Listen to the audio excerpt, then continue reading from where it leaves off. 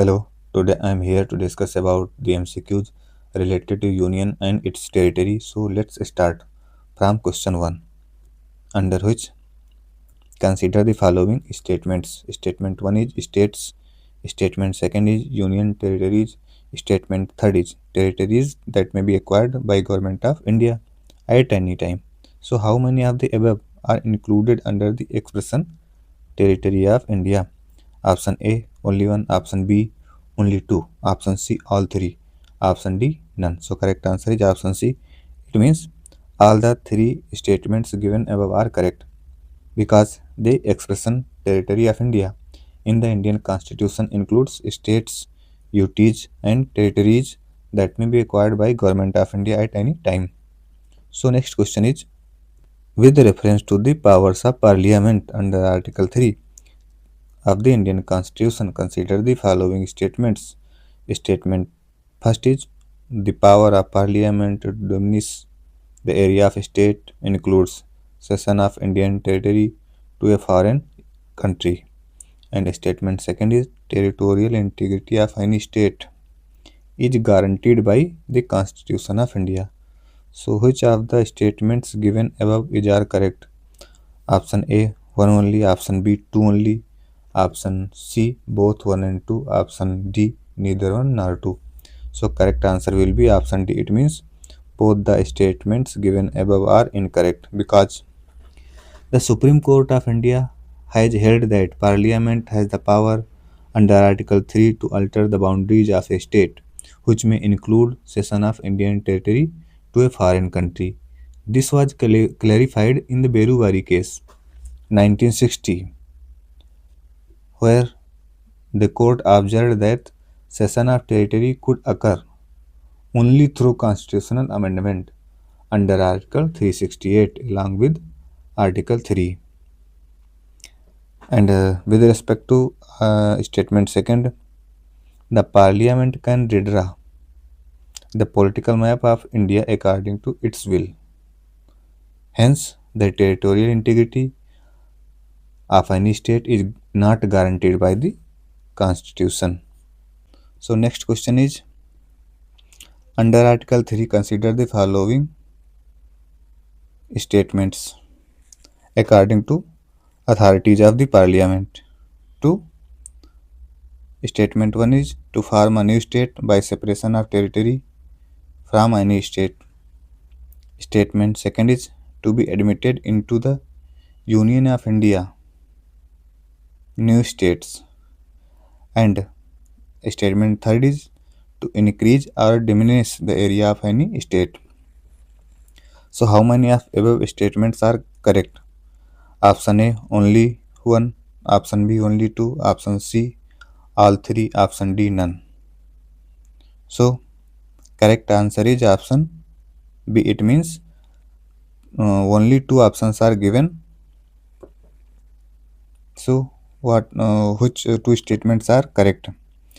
Actually, it is talked about Article 3. So under Article 3, form any state by separation of territory from any state, it can be done. And under Article 3, increase or diminish of area of any state can also be done. But statement 2 is talked about the to be admitted into the Union of India, a new state. It is done under Article 2 of the Indian Constitution. So next question is, consider the following pairs as states and methods of accession. Hyderabad as referendum, Junagadh police action, Jammu and Kashmir instrument of accession.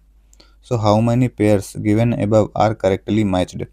Option A is only one pair, option B only two pairs, option C all three pairs, option D none of the above. So correct answer is option A. It means only one pair is correct. So which pair is correct? Basically this Jammu and Kashmir. It was done through instrument of accession, and Hyderabad was done through the police action, and Junagadh through referendum.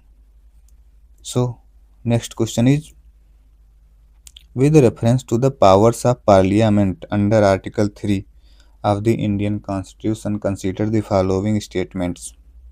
Statement 1 is, a bill under Article 3 can be introduced in Parliament only with the President's prior recommendation.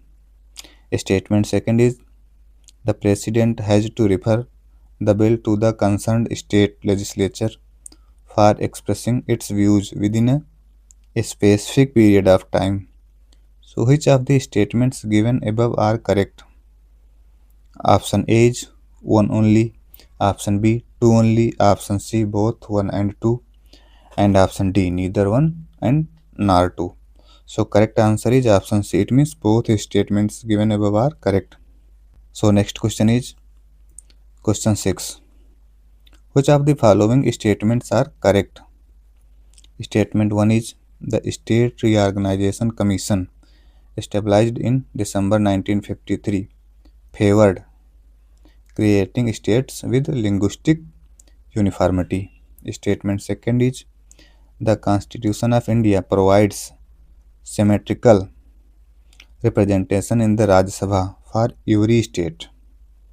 So, select the correct answer using the code given below. Option A is 1 only, option B 2 only, option C 1 and 2, option D neither 1 nor 2. So, which is correct answer? That is 1 only. Statement 1 is correct, but statement 2 is incorrect. So, what is the reason behind it? Basically, the Constitution of India provides not symmetrical, asymmetrical representation in Rajya Sabha for every state. There should be asymmetrical, not symmetrical. So, next question is question 7.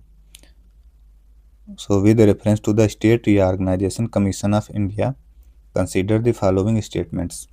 Statement 1 is, Fazal Ali Commission proposed the one language, one state principle for solving the rising demand of separate states. Statement 2 is, Dhar Commission and JVP committee rejected the language as the basis for the reorganization of states. So, which of the above statements given above is are correct?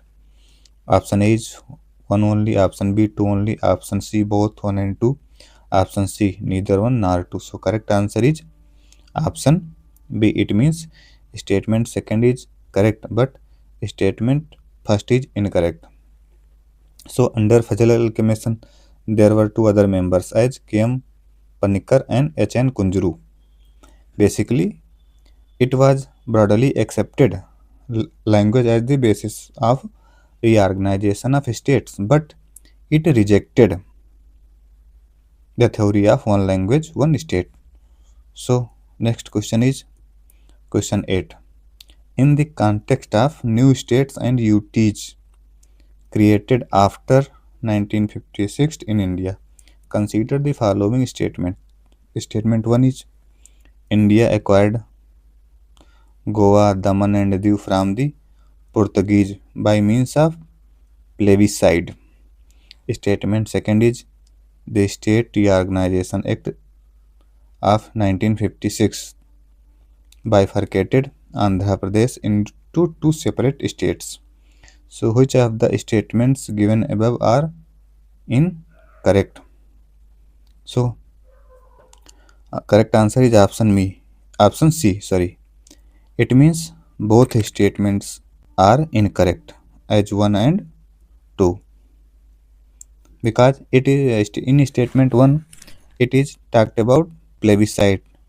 It was not done through plebiscite but through military action.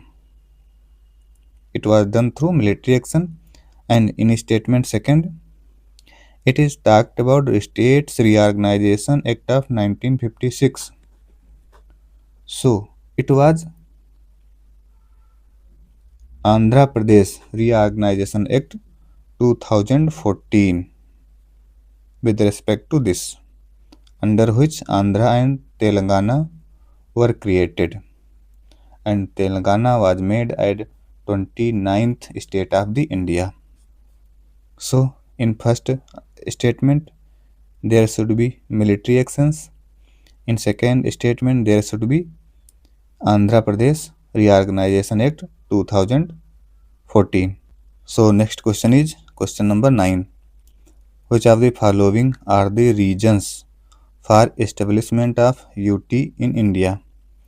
Statement 1 is given as administrative efficiency. Statement 2nd is given protecting the interest of tribal communities. Statement 3rd is as preserving cultural uniqueness. Statement 4 is strategic significance. Select the correct answer using codes given below. Option A is given as only 1, option B only 2, option C only 3, and option D all 4s. So what is the correct answer? It means there should be all 4 statements will be correct. So to create or stabilize a UT in India, there should be consideration of administrative efficiency, protecting the interest of tribal communities, and preserving the cultural uniqueness. And fourth is strategic significance. They all will be considered. So next question is question 10th. Consider the following statements with reference to the UT of Delhi. You have to notice as it is talked about UT of Delhi.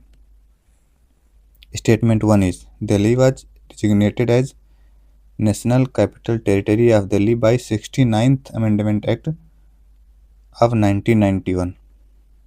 Second statement is strength of Council of Ministers is fixed at 15% of the total strength of the Assembly. Statement third is CM of Delhi is appointed by the LG. So how many of the statements given above are correct? Option A is given as only 1, option B only 2, option C is all 3, and option D is none. So what will be the correct answer for the question 10? So correct answer is option A. It means only one statement is correct. So which statement is correct? Statement 1 is correct and statement 2 and 3rd both are incorrect because the strength of the Council of Ministers is fixed at 10% of the total strength of the Assembly because it is talked about the Delhi. So next question is question number 10th. Consider the following statements with reference to the UT of Delhi. Statement 1 is Delhi was designated as the National Capital Territory of Delhi by 69th Constitutional Amendment Act of 1991. Statement 2nd is the strength of Council of Ministers is fixed by 15% of the total strength of the Assembly. And third statement is CM of Delhi is appointed by LG. So how many of the above statements are correct? Option A is only 1, option B only 2, option C all 3, and option D none. So correct answer is option A. It means only one statement is correct. So the correct statement is option statement 1, and statement third and second both are incorrect because the question is talked about the UT of Delhi, not other states. So in Delhi or of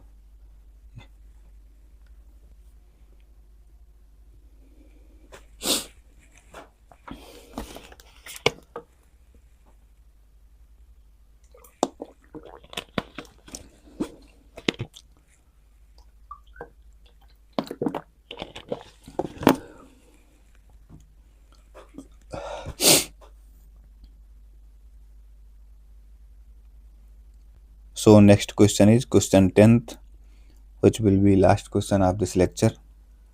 So consider the following statements with reference to Union Territory of Delhi.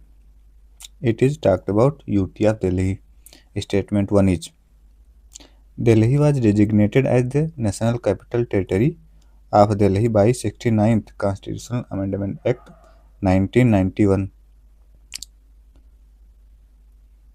The strength of Council of Ministers is fixed at 15% of the total strength of the Assembly, and CM of Delhi is appointed by the LG.